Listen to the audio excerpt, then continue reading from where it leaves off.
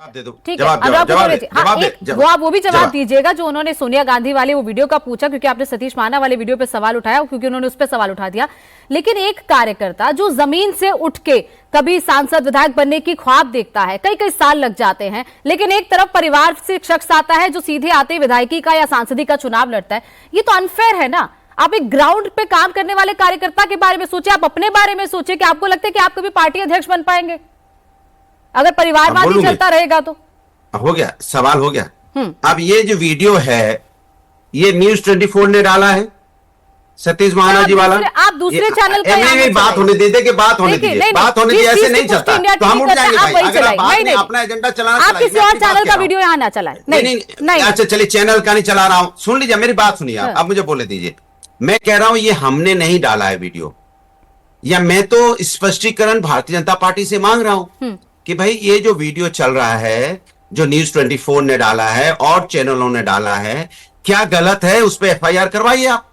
भाई आपको लगता है ये गलत है, उन्होंने FIR कराइए, क्योंकि हम भी मिसगाइड होंगे ना। अगर ये वीडियो चले, चैनलों पे वीडियो चले और उसके बाद हमें खबर कहां से मिलेगी? आप जैसे चैनल से तो खबर मिलेगी। ऐसा तो है नहीं कि हमारे सूत्र चारों तरफ हर जिले में है। आप जो खबर दिखाओ उसको हम सच मानेंगे। सुनो, मेरी बात सुनिए, हम जो आप एक बात पूरी होने दीजिए, टोकिए मत। आप जो खबर चलाओगे उस पर हम विश्वास करेंगे, तो ये इनकी जिम्मेदारी बनती है भी आपके सामने बोल के जाएं। जो चैनल इस तरह का वीडियो दिखा रहे फेक है, उनमें FIR होगी। हम जो दिखा रहे हैं हम सिर्फ उसी की जिम्मेदारी लेते हैं, हम किसी और चैनल की जिम्मेदारी नहीं लिए। दूसरी चीज, वो जवाब जिन चैनलों पे दिखाया जा रहा है वीडियो का भी फिर जवाब दे दीजिए। मैं बोल रहा हूं, उसका भी जवाब दे दीजिए। नहीं, पहले इसका जवाब मिल जाए, उसका भी जवाब दूंगा। मैं तो 10 दिन से दे रहा हूं उसका जवाब। इसका दे दीजिए कि जो चैनल इस वीडियो को चला रहे हैं उनमें FIR होगी। तो मैं इनके बात से सहमत हूँ। पहले आप मेरे सवाल का जवाब दीजिए। आप ग्राउंड पे जो काम करने वाला कार्यकर्ता है, पहले मेरा, पहले मैंने पूछा है तो पहले मेरा। अनुराग जी, एंकर मैं हूँ, सवाल मैं पूछूंगी, आप पहले मेरा, उसका मैं पूछूंगा। देखिए मैंने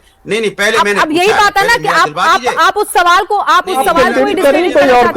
जवाब ही नहीं देना चाहते। उन पे FIR होगी, जो चैनल दिखाना उस पे FIR होगी। आप परिवारवाद पे नहीं बोलेंगे कि झूठ है, आप परिवारवाद पे नहीं बोलेंगे। बोलेंगे हम डंके की तो चोट पे बोलेंगे। पहले मेरे सवाल का जवाब दीजिए, उसके बाद राकेश जी के पास बोलेंगे। हम डंके की चोट पे बोलेंगे, मेरा जवाब दिलवा दीजिए बस। हम डंके की चोट पे बोलेंगे, कह रहा हूँ ना। राकेश जी जल्दी से जवाब दे दीजिए ताकि वो आगे डिबेट को आगे बढ़े, ताकि वो अपना जवाब दे पाए। सवाल से भाग बोलो, जो चैनल दिखा रहे हैं सब पे FIR। राकेश जी जल्दी से जवाब वापस ले लूंगा। देखिए, अनुराग भदौरिया किसी शरारती बच्चे की तरह से, मैं तो चंद्र खिलौना ले हूं, बिल्कुल आंखें मूंद करके नहीं मुझको तो केवल यही चाहिए। ये क्या आप डिबेट कर रहे हो? आप पार्टी के प्रवक्ता हो, नेशनल प्लेटफॉर्म पर बैठ करके बहस कर रहे हो, ये कौन सा तरीका होता है? आपको स्पष्ट तौर पर हमने कहा कि अफवाह फैलाने के आरोप में अनुराग भदौरिया आपके विरुद्ध भी कार्रवाई हो सकती है। और आप हमारे अच्छे मित्र हैं, रोज टीवी पर बैठते हैं। हम नहीं चाहते हैं कि जेल की सलाखों के पीछे चले जाएं और टीवी डिबेट्स में बैठ करके वो गैप आपका कोई और आपके साथी प्रवक्ता भरे। आप भी नेता हैं, मेहनत करते हैं, बहुत दिनों से मेहनत कर रहे हैं, दशकों से मेहनत कर रहे हैं। वो अलग बात है कि पार्टी के भीतर झूठ बोल रहे पाएंगे, कभी पार्टी के भीतर आप अपनी पार्टी की सर्वोच्च समिति पार्लियामेंट्री बोर्ड के भीतर आप मेंबर नहीं बन पाएंगे। आप ऐसे ही टीवी पर रोज अपना गला फाड़कर चिल्लाते रहेंगे। मैं जानता हूं समाजवादी पार्टी में आपकी यही हैसियत है। मैं तो डंके की चोट पे कह रहा हूं, भारतीय जनता पार्टी का राष्ट्रीय अध्यक्ष बनने का सपना देख सकता हूं, और मेरे जैसा ही कोई कार्यकर्ता भारतीय जनता पार्टी का राष्ट्रीय अध्यक्ष लगातार बनता है। ऐसे ही पृष्ठभूमि से निकल करके कोई नितिन गडकरी आते हैं और भारतीय जनता पार्टी के राष्ट्रीय अध्यक्ष बन जाते हैं। राजनाथ सिंह ऐसे ही निकल करके आते हैं, भारतीय जनता पार्टी के राष्ट्रीय अध्यक्ष बन जाते हैं। ऐसे ही कोई नरेंद्र मोदी निकल करके आते हैं और सर्वोच्च पद तक प्रधानमंत्री बन जाते हैं। योगी आदित्यनाथ मुख्यमंत्री पद तक पहुंच जाते हैं। भारतीय जनता पार्टी में सामान्य कार्यकर्ता सर्वोच्च पदों तक पहुंचते हैं। अनुराग भदौरिया नहीं पहुंच सकते, चाहे जितनी कोशिश करें, चाहे जितना समाजवाद डॉक्टर लोहिया का समाजवाद घोल करके पी जाए, लेकिन अनुराग भदौरिया पार्टी का अध्यक्ष नहीं बन सकते हैं। सर कटा देंगे फिर भी नहीं बन सकते। ये दड़ी बिछाएंगे, नारा लगाएंगे, ऐसे ही जिम्मेदारी निभाते रहेंगे। बताइए अनुराग जी। देखिए, अब दिक्कत ये है कि हमने एक सवाल पूछा इनसे, तो हमसे कह रहे हैं कि आप जेल के पीछे चले जाओगे। अरे प्रभु, ये भी आप चैनल को नाम नहीं लूंगा, चैनल में हम आप भी थे जब हम लोग आपसे पूछा जा रहा था। एक मिनट मेरी बात सुनिए, आप ये डिस्कशन मत लाइए ना, नहीं, मेरी बात हो जाए, मेरी लाइन हो जाए, मेरी लाइन हो जाए। अरे वो अभी जेल भेज रहे थे तब तो आप बोली नहीं, अभी अब हम, अरे आप जेल भेज रहे थे आपने सुना नहीं, अब हमें तो अपनी बात कहने दीजिए। अरे नहीं सुना, आप सुन लीजिए।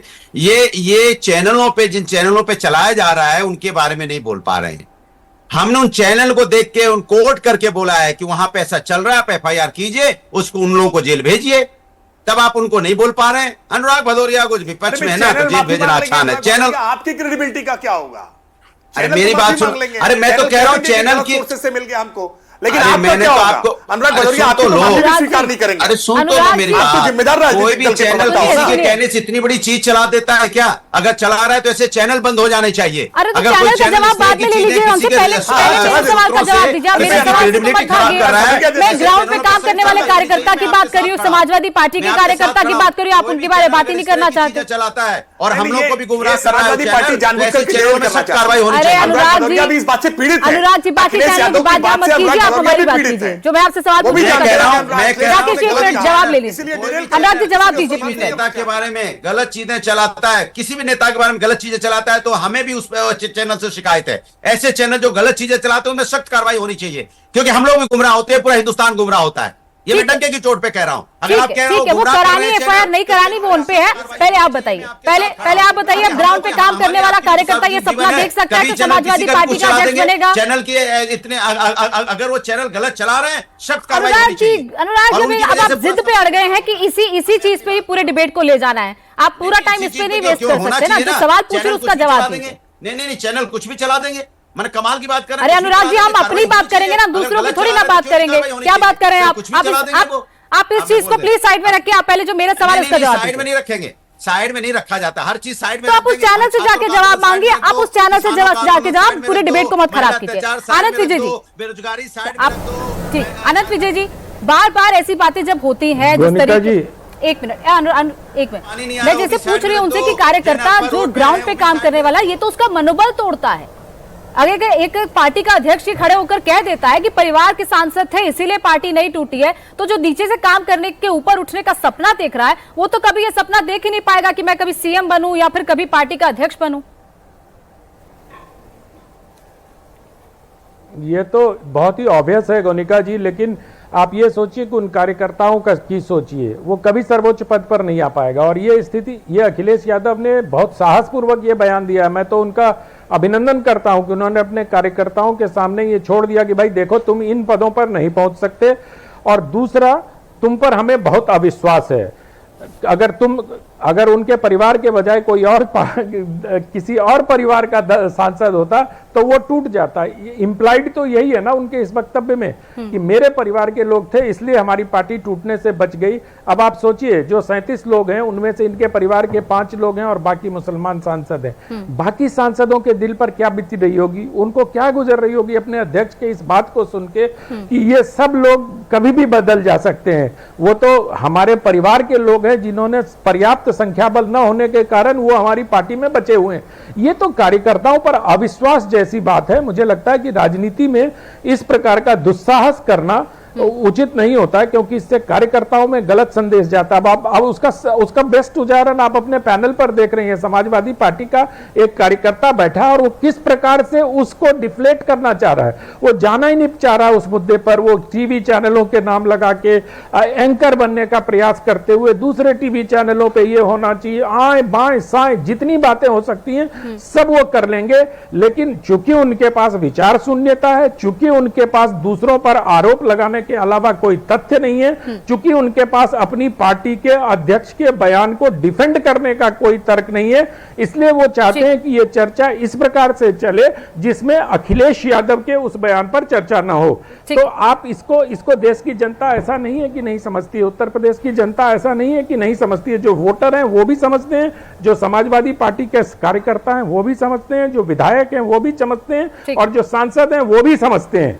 तो मुझे लगता है कि जो सबसे होशियार लोग हैं वो इस मुद्दे को भटकाने के लिए कभी सतीश महाना का नाम लेके आएंगे, कभी किसी और चैनल का नाम लेके आएंगे, कभी मुकदमे की बात करेंगे, लेकिन अखिलेश यादव के उस बयान पर बात नहीं करेंगे।